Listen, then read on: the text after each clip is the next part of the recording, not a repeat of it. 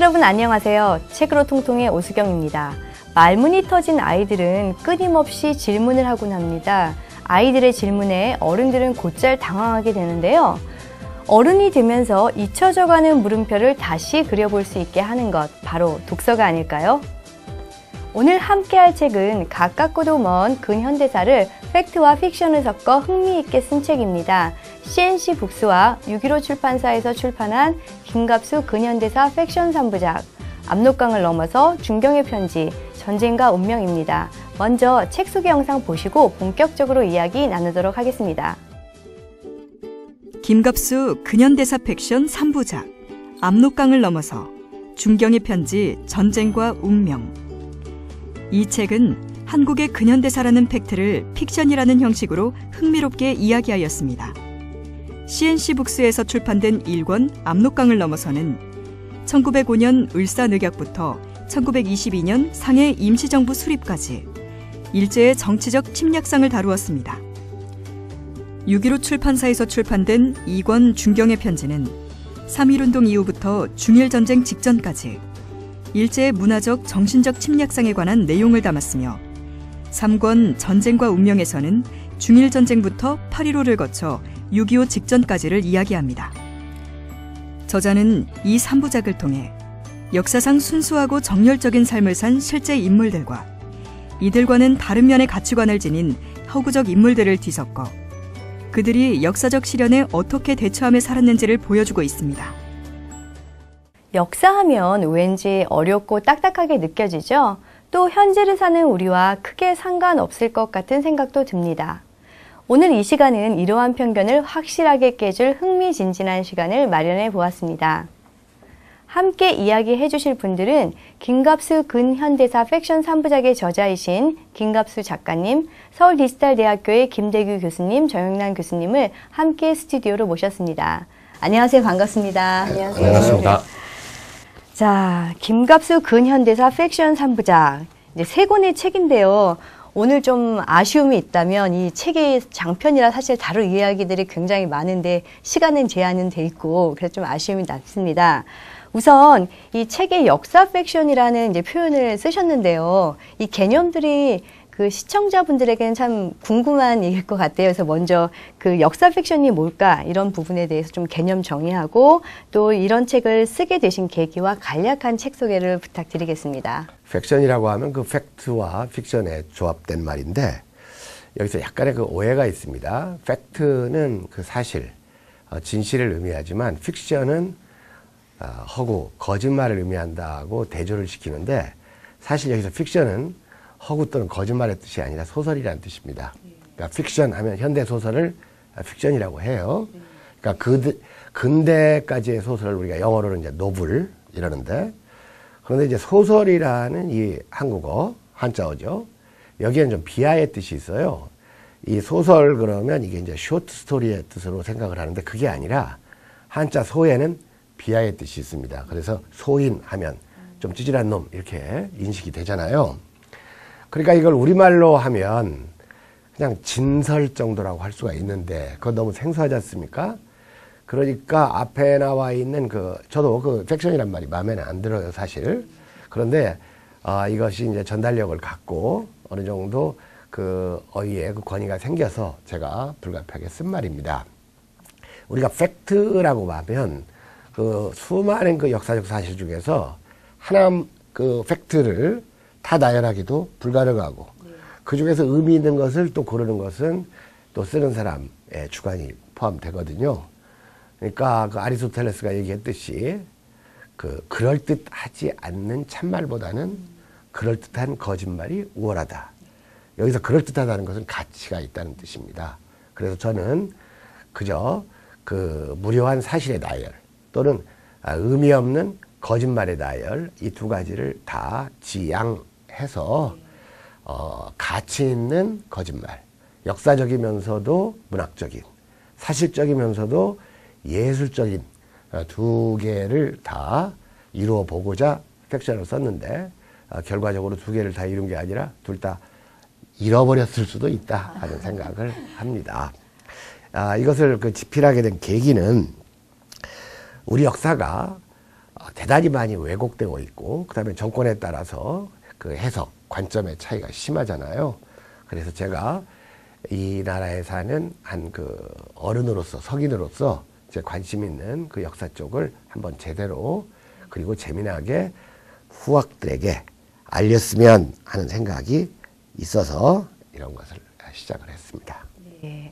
말씀 듣고 보니 좀 제가 약간 무식했다는 생각이 들고, 저는 그냥 사실과 뭐 허구 이 정도로 사실은 합해졌다 이렇게 생각을 했거든요. 네. 예. 좀 개념 정리가 잘 된 것 같고요. 그 두 분은 책 어떻게 읽으셨나요? 우선 정영란 교수님 소감 한번 들어볼까요? 저는 일단 이 방대한 텍스트에 굉장히 처음에는 좀 압도가 되긴 했는데요. 그러니까 사실 저희가 이제 이 어떻게 보면 근현대사는 굉장히 적극적으로 읽기보다는 약간은 좀 숨어서 읽는 듯한 그런 어떤 좀 이렇게 히든된 그런 역사라는 측면이 있는 것 같아요. 그래서 이제 이렇게 잘 다루지 않았던 이런 부분에 대한 책이구나라는 생각을 가지고 시작을 했는데, 이게 생각보다는 굉장히 흡입력 있게 아주 빠르게 제가 하루 종일 이 책을 붙잡고 있는 모습을 발견을 했습니다. 그래서 이런 텍스트, 이런 지금 우리가 이 책을 발견할 수 있었다라는 것 자체도 굉장히 뜻깊었다라는 생각이 들고요. 이 책을 통해서 사실은 조금 이렇게 당당하게 근현대사를 우리가 조금 더 이야기하는 그런 시간들이 좀 필요하지 않나 하는 그런 생각을 해봤습니다. 네. 김재희 교수님은 어떠셨어요?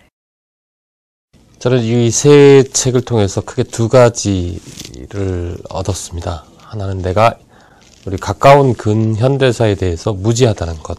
두 번째로는 바로 직전의 역사인데 오늘날 현재를 규정하고 있다는 느낌을 받았습니다.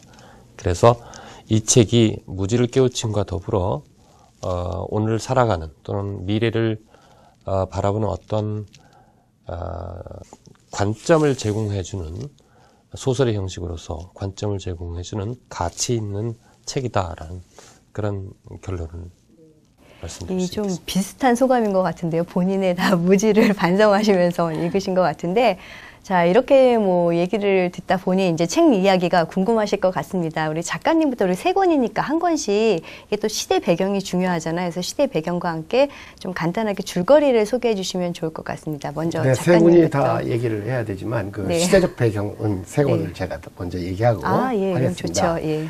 그 1권 압록강을 넘어서는 그 망국기 구한말에서부터 3.1운동 상해 임정까지가 시기고, 2권 그 중경의 편지는 상해 임정 수립에서부터 1937년 중일전쟁까지고, 3권 전쟁과 운명은 중일전쟁에서부터 1950년 6월 25일 직전까지가 시대적 배경입니다.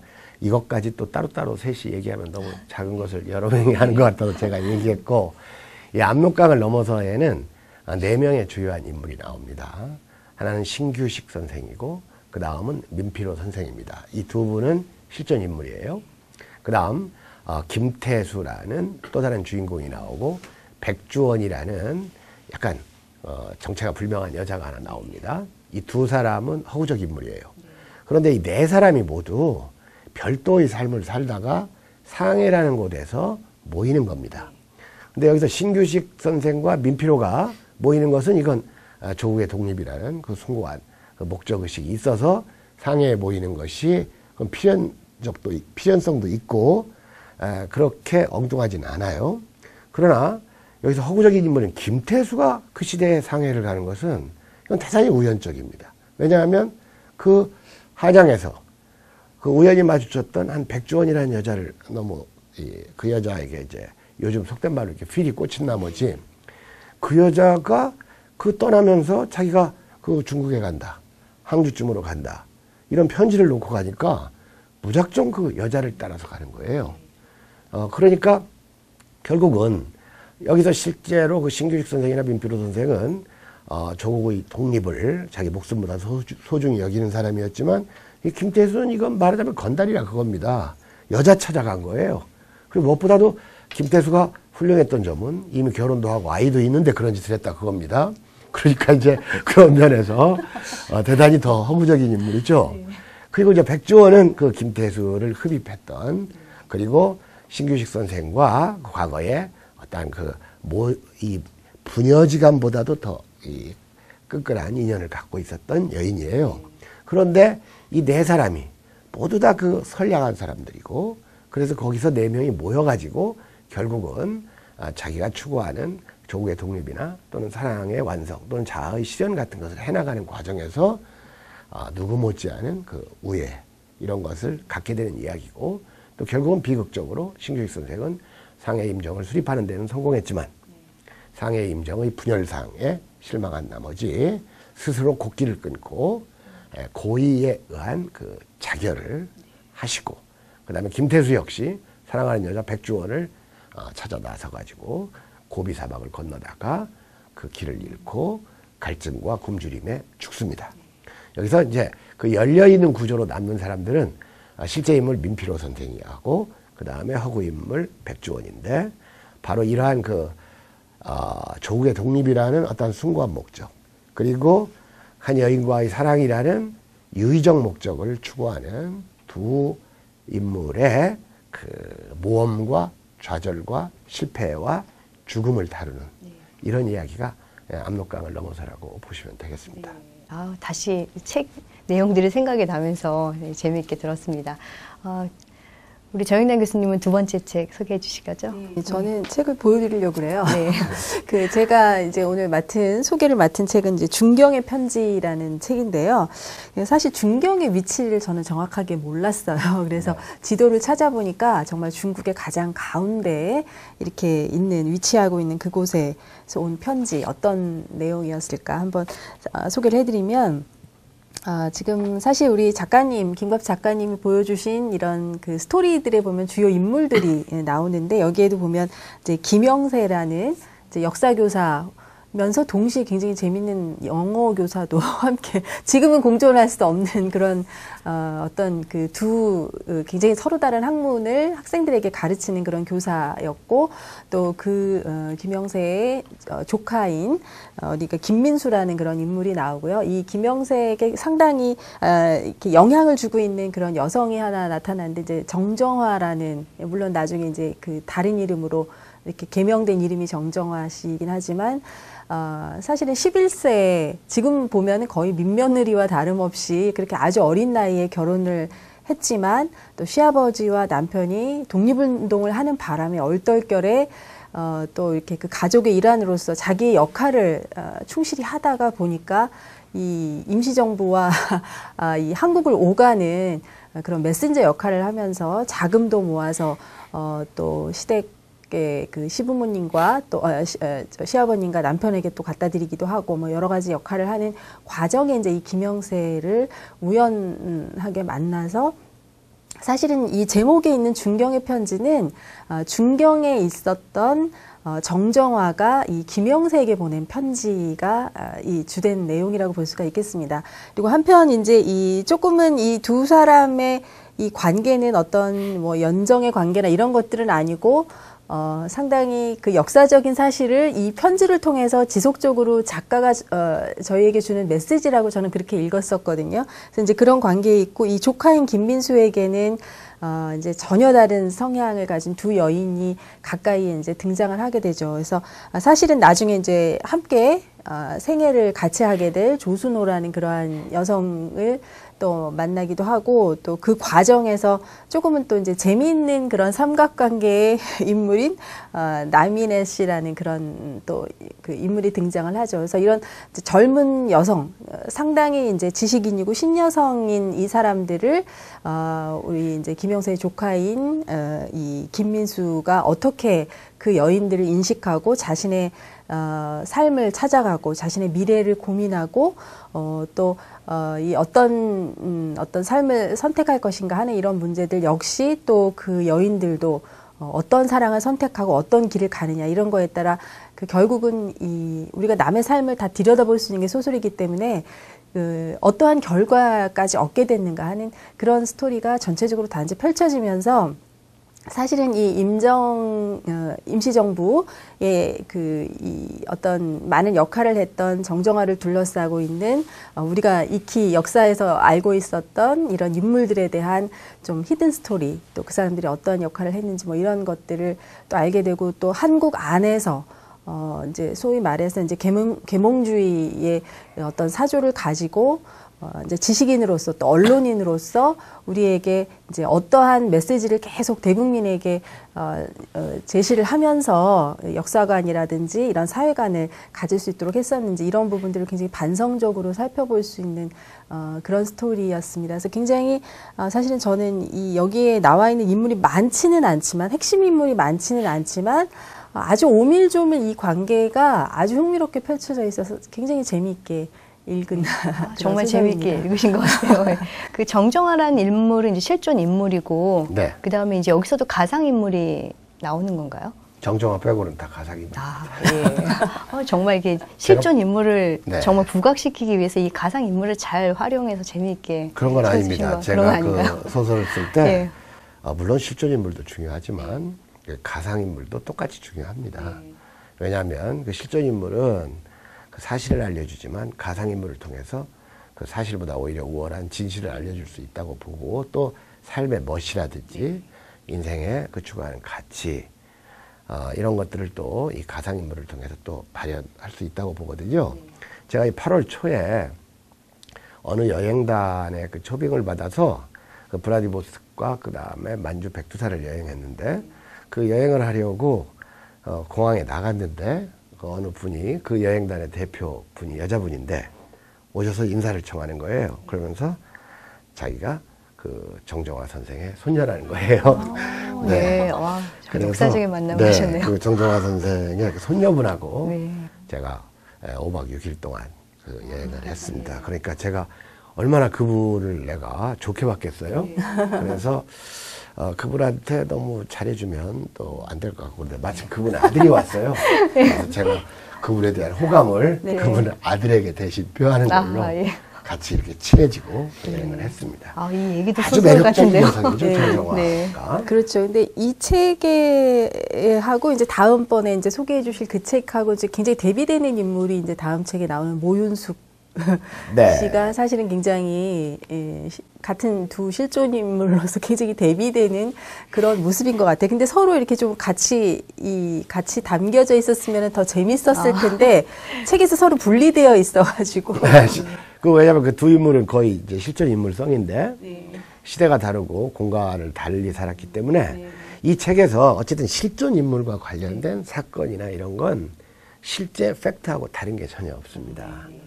바로 그런 점에서 제가 다른 시중에 나오는 이제 역사 소설하고 달리 팩션이란 말을 쓴 것이 허구적 인물의 이야기는 뭐 허구일 수 있어요. 그러나 실존 인물이 부딪힌 사건이나 이야기는 전부 역사하고 일치를 하니까 그 방금 말씀하신 그 두 여성을 같이 엮을 수는 없죠. 네, 소설로서 엮었으면 굉장히 재미있는 대비되는 두 여성상이 될 수 있을 것 같아요. 네. 근데 그런 얘기를 저 처음 들었습니다. 한번 소설로 한번. 예, 그럼 마지막으로 이제 말씀 같아요. 네, 세 번째 마지막 책 부탁드리겠습니다. 예, 이 책의 제목은 전쟁과 운명인데요. 이 책의 시대적 배경은 여러 전쟁들, 특히 이제 37년에 발발한 중일전쟁과 그 이후에 이어지는 동아시아 또는 남방전쟁이라고 일본 사람들은 얘기하는데요.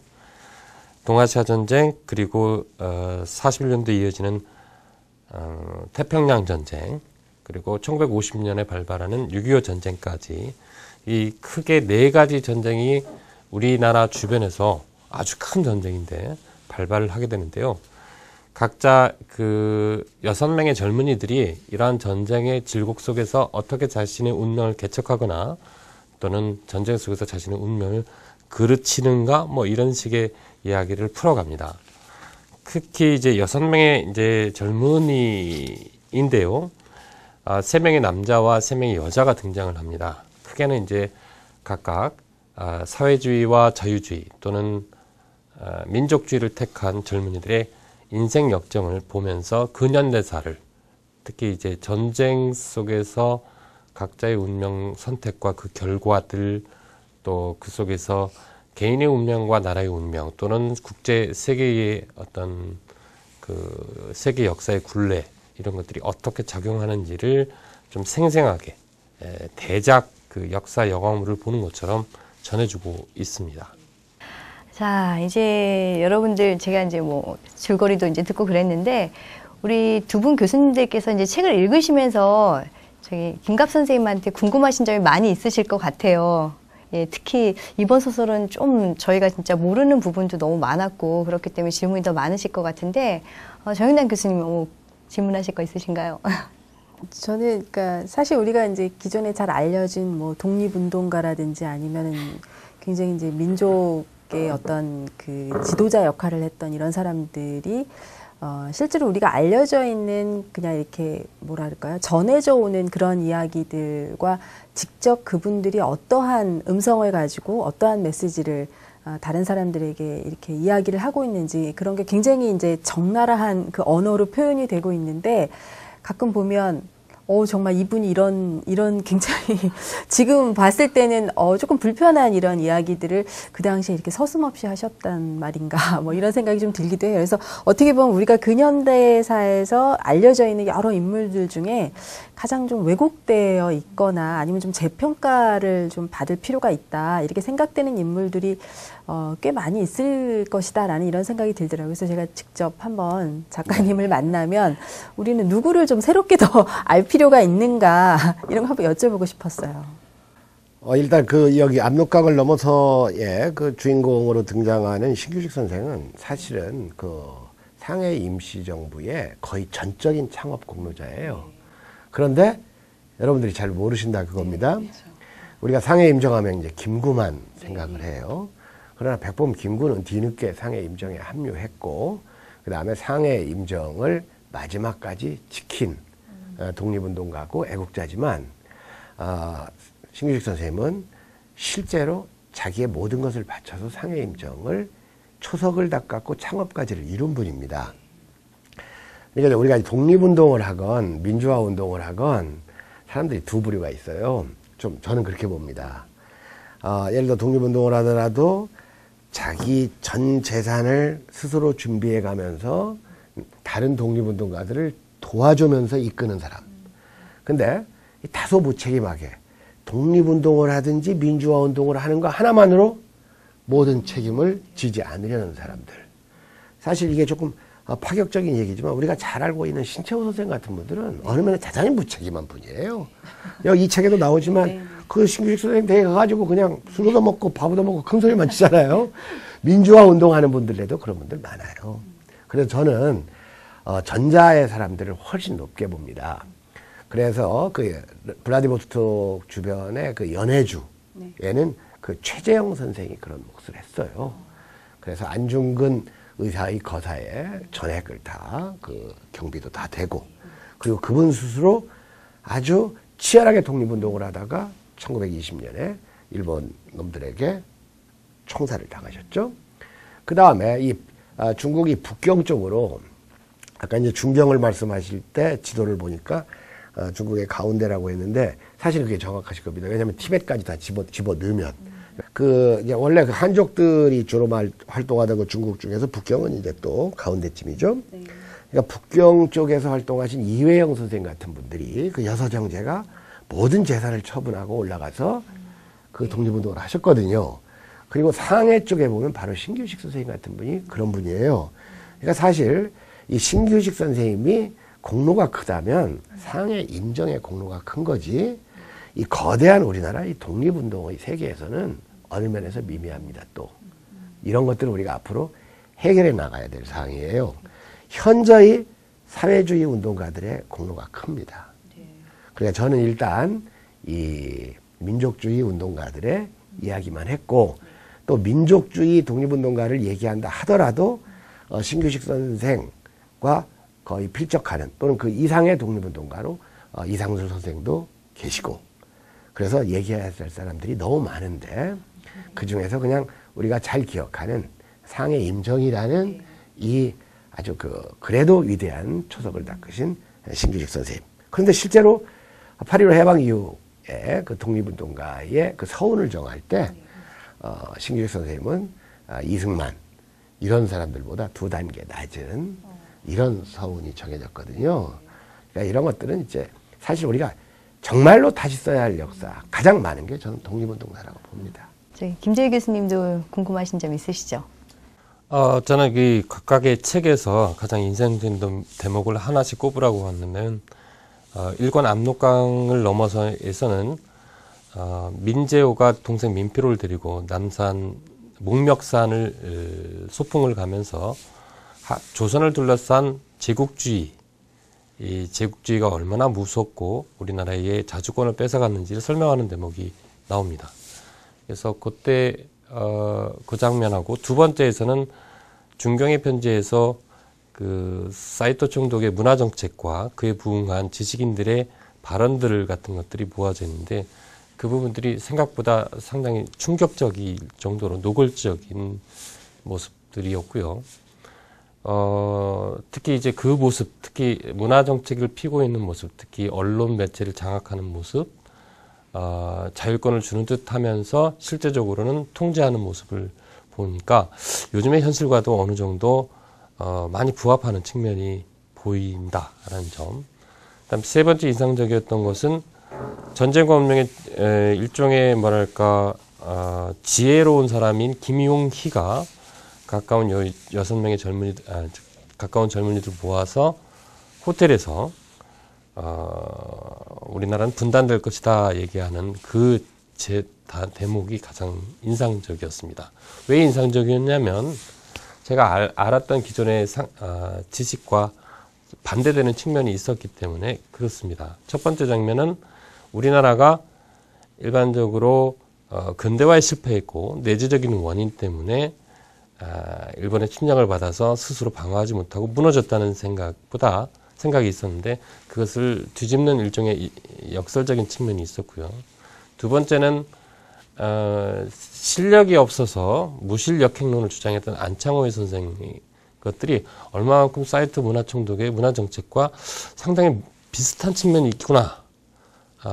이런 생각들이 좀 들었고요. 세 번째로는 어떻게 신탁통치와 분단 이 대목에서 보면 특히 이제 우리가 소련이 우파가 반탁을 이야기했고 좌파가 찬탁을 얘기를 했는데 그러한 것들이 일종의 언론 조작, 동아일보와 같은 언론 조작에 의해서 일어난 여러 가지 어처구니 없는 그런 오해에서 기관한 것들이라는 사실 때문에 실제로 그 미소 모스크바 회담과의 일정한 차이가 있다는 점에서 기존의 상식과 기존에 우리가 일반적으로 널리 알려진 상식이라기보다는 널리 알려진 사실과 다른 이야기들이 구체적으로 제시되어 있어서 이건 픽션이라고 보기에는 너무나 사실에 가까운 기록들이 뒷받침되고 있어서 놀라웠습니다. 그 대목들에 대해서 좀 설명을 좀 더 해주시면 좋겠습니다.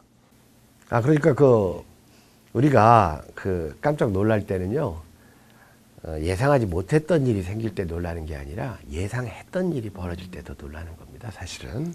그러니까 우리 김대규 교수께서 그 분단 같은 것들을 잘 어느 정도 숙지하고 계셨고, 그 전국을 이해하는 힘이 있었기 때문에 자기가 알고 있는 거에 조금 더 보태질 때 사람이 놀라는 거지, 생판 모르는 사람이 읽으면 이거 뭐 놀랄 것도 없고 그러지 않습니까?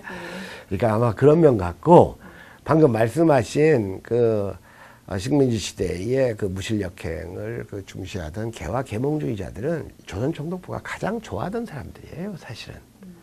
왜냐하면 그 노골적인 매국노들은 조선 인민들이 나쁜 줄 안단 말입니다. 그러니까 영향력이 없어요.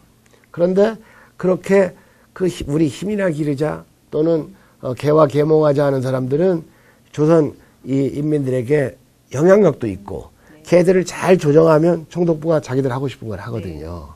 그러니까 이제 그런 것을 우리 김대규 교수께서 다시 새로 알았다 그랬는데 새로 알아서 놀란 게 아니라 어느 정도 알고 있었는데 확인되니까 놀라는 거예요. 그게. 네. 저는 그렇게 생각합니다. 네.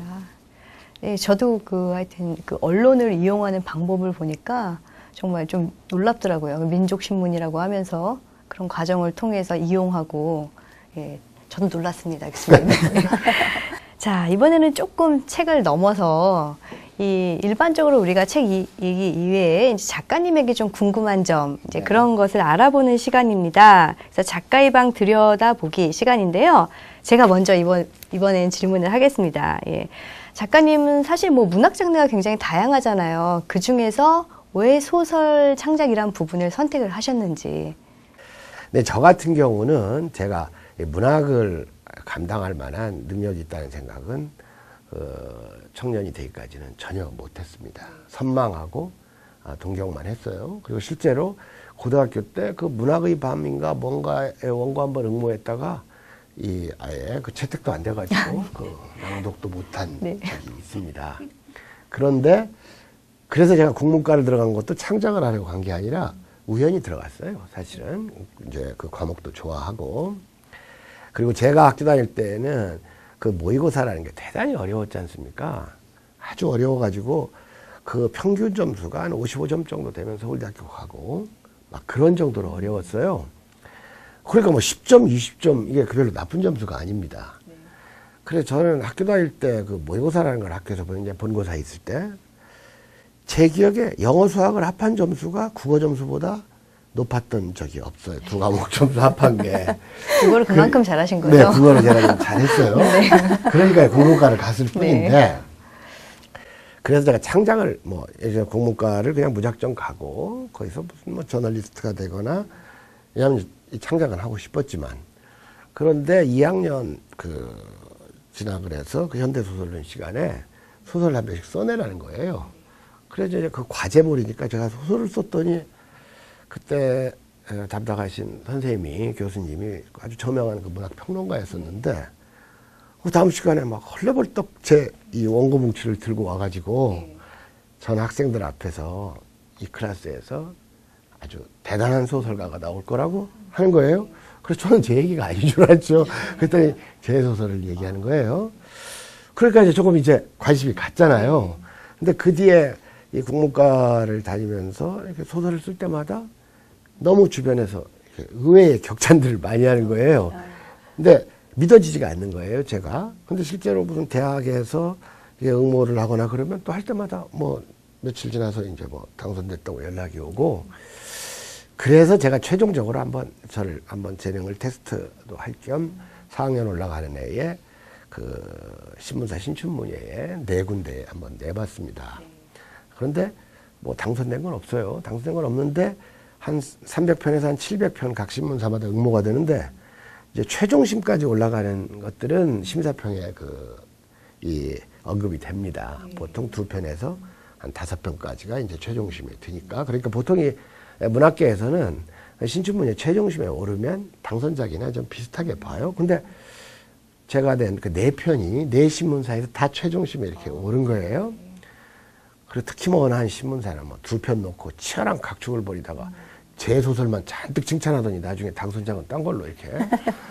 그래서 그걸로 이제 그 신춘문예 응모를 끝냈습니다. 예. 끝내고 그러면 내가 본격적으로 소설 창작을 해야 되겠다 해서 그 뒤에 정진을 했는데 또 이렇게 살다 보니까 결혼도 하고 아이들도 키우고 이러다 보니까 이제 또 생활에 그리고 또 제가 이제 대학원 공부도 계속 하고 이러더라고 젊어서 그 창작집 하나 그 눈빛이라는 제목의 창작집 하나를 내고 중단을 했었어요. 중단을 했다가 내가 이렇게 살아서는 안 되지 하는 생각이 들어서 한 10여 년 전부터 다른 것들을 좀 포기하고 노골적으로 또 본격적으로 매달렸던 겁니다. 네. 네, 잘 알겠습니다. 감사합니다. 자, 조영남 교수님은 궁금한 점 질문하실 것. 그러니까 저는 사실 소설을 그렇게 좋아하지는 않아요. 네, 정상입니다. 소설. 네. 다행이네요. 정상이면.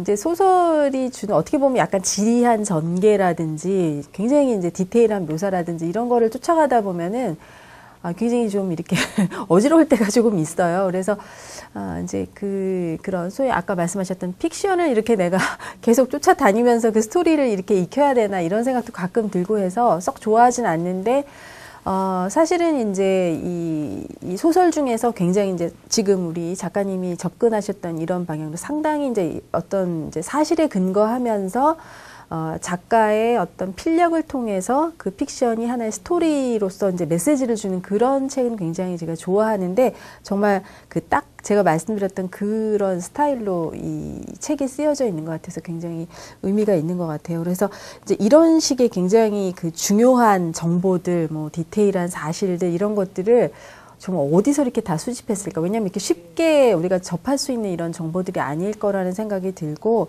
이제 가끔 보면은 뭐 굉장히 옛날 신문에서 그분들이 썼던 뭐 이렇게 논설이라든지 또 어떤 연설에서 발표했던 내용이라든지 이런 것들이 이제 그대로 인용되어 있는 그런 모습들도 있는데 이런 생생한 자료들을 어떻게 얻으셨는지 굉장히 궁금합니다.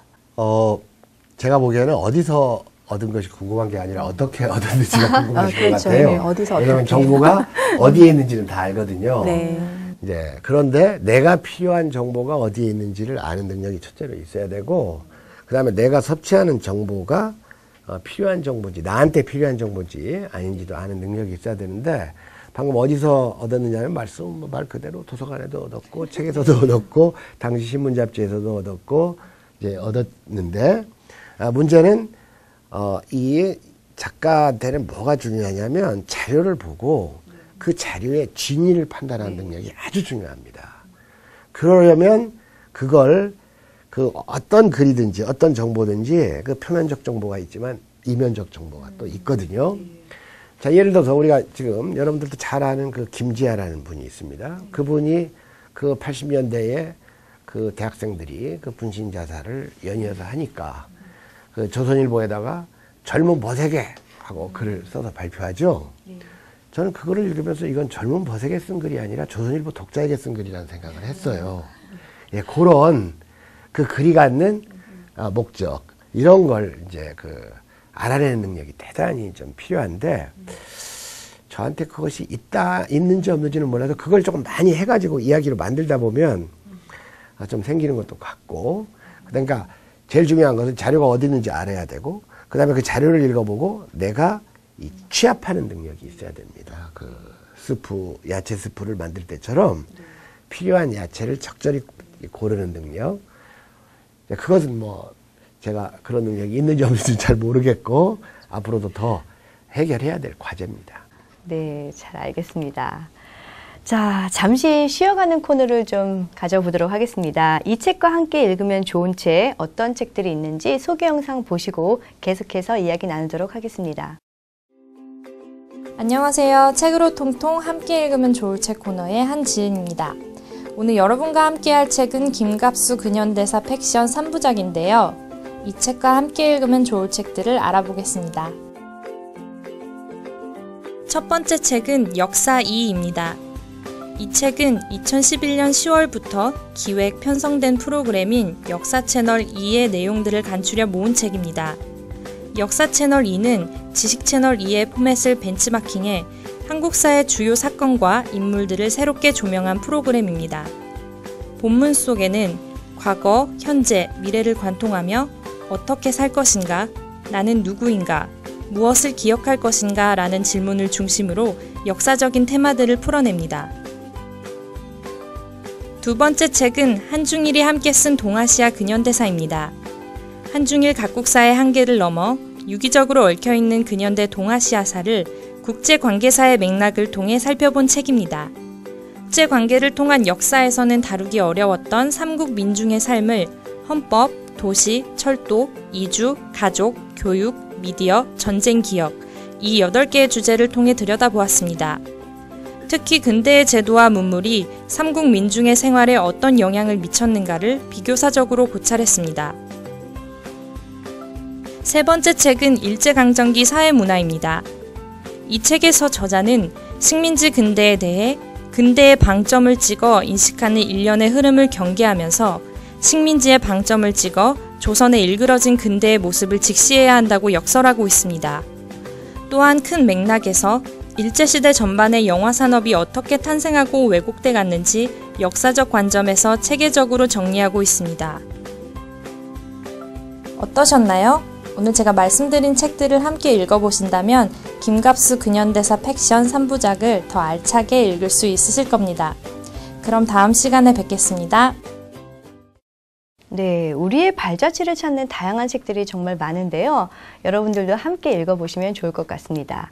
자, 이번에는 밑줄 짝 낭독의 시간입니다. 세 분의 마음을 울리는 구절이 있으시면 함께 나눠보도록 하겠습니다.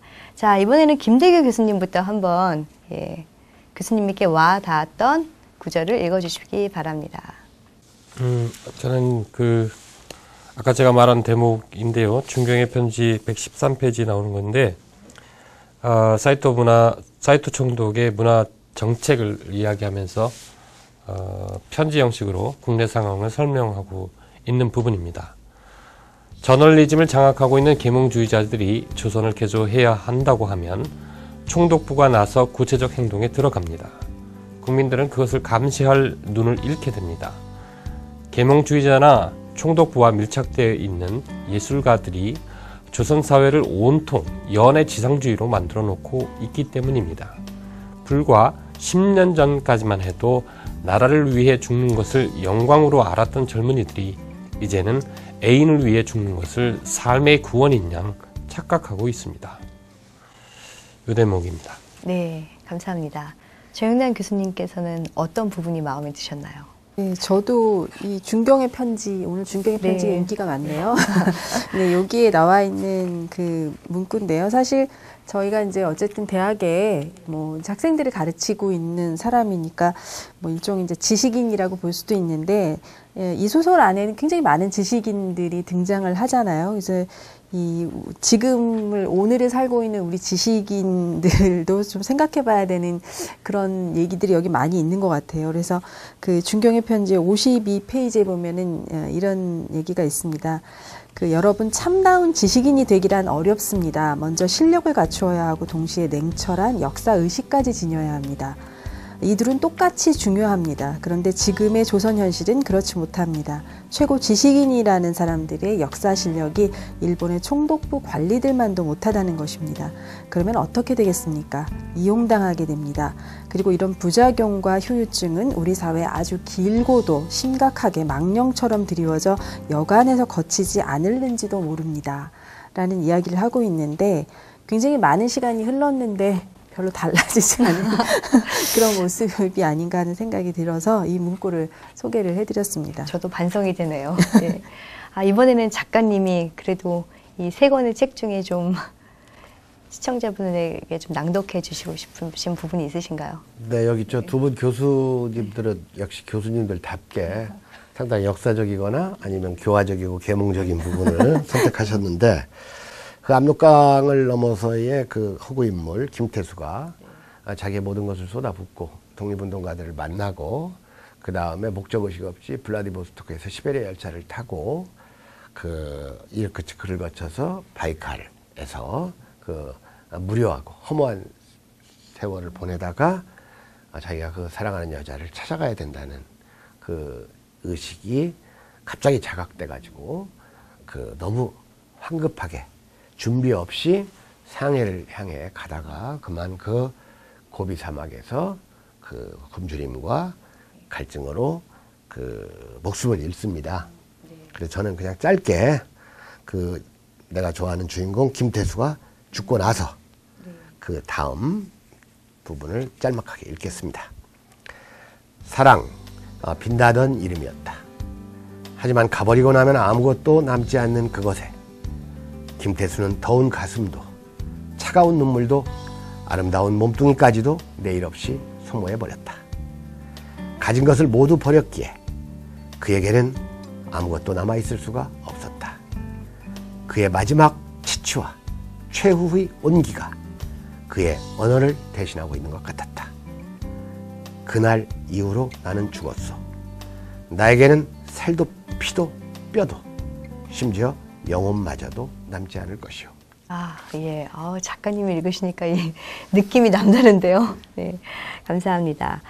네, 벌써 아쉬운 마무리 시간이 되었습니다. 1분 서평과 추천의 시간인데요. 두 분 교수님께서 이 책을 누구에게 추천하고 싶으신지로 간단한 서평과 함께 해주시면 되겠습니다. 자, 김재희 교수님. 네, 저는 이 책을 먼저 우리 사회에서 대중을 가르치거나 또는 대중 앞에서 먼저 앞에서 이제 뭐랄까 영향력을 끼치는 지식인들에게 먼저 권하고 싶고요. 또 두 번째로는 장차 어떻게 살아갈 것인가에 대해서 아직 많은 의문을 갖고 있는 분들에 대해서 우리 세대 현재와 미래를 알기 위해서는 바로 직전의 역사를 살펴보는 것이 제일 첫걸음이 아닐까 그런 생각을 하면서 젊은이들에게 권하고 싶습니다. 또 세 번째로는 뭔가 감춰지거나 뭔가 이야기하지 않는 것들에 대해서 궁금하고 의문을 갖고 계신 분들이 있다면 이 책을 한번 얘기해 보십시오. 읽어보시기를 권합니다. 흔히 유명하거나 또 누구나 다 이야기하는 상고사나 또는 옛날 이야기들, 고려사나 또는 조선사를 이야기하는 사람들이 있는데 현대사를 의외로 이야기하지 않고 알려지지 않았습니다. 그런 부분에 대해서 관심 갖고 계신 분들에게 한번 일독을 권합니다. 예.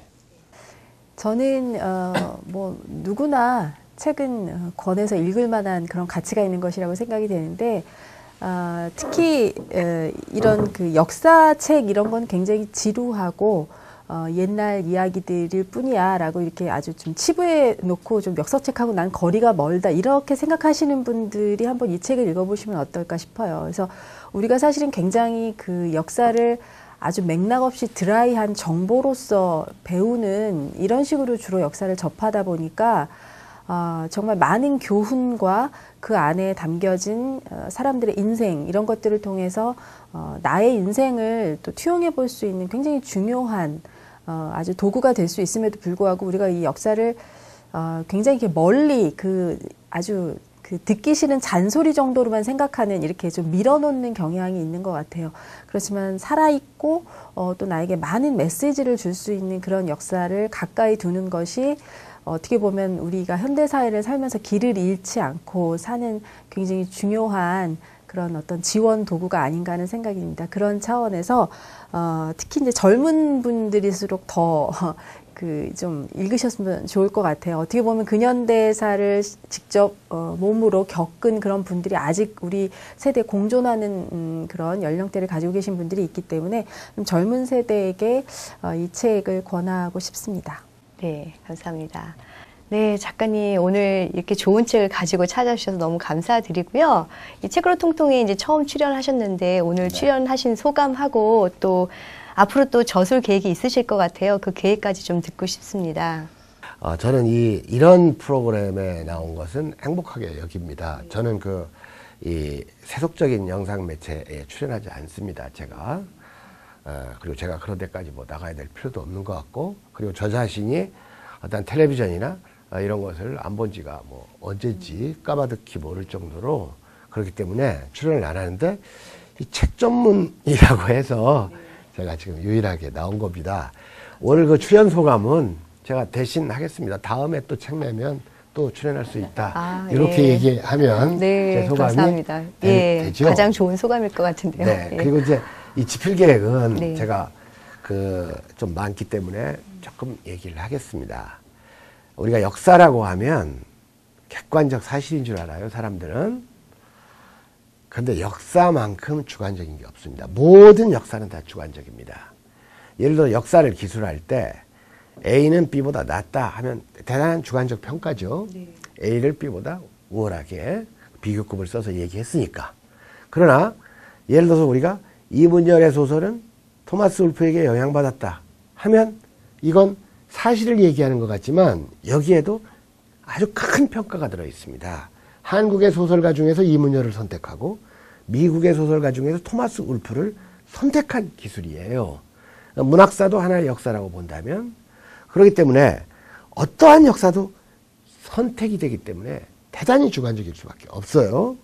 제가 지금 이 세 권에서 선택한 이 인물들은 사실은 이 방대한 우리 독립운동사에서 극히 일부밖에 되지 않습니다. 그렇기 때문에 이것을 전부로 생각하시면 제 의도와는 다르게 불공정하게 역사를 평가하실 우려가 있다 그겁니다. 우리가 독립운동의 대명사 하면 백범 김구를 꼽는데 저는 개인적 주관으로 저는 김구보다 우월한 독립운동가가 최소한도 수십 명은 된다고 봅니다. 그렇기 때문에 저는 이런 민족주의 성향의 독립운동가만 써놓고 만다면 결과적으로 제가 역사를 극히 일부밖에 얘기를 안 했거나 아니면 왜곡하는 결과를 초래합니다. 정말로 진실되고 치열하고 이들보다 훨씬 우월하게 싸웠던 독립운동가들이 많습니다. 저는 이 동북만에서 정말 청춘과 목숨을 바쳤던 진실하고 치열했던 그 동북만의 무장, 투쟁, 유격사, 유격대들의 그 독립항쟁을 저는 책으로 쓰려고 합니다, 앞으로.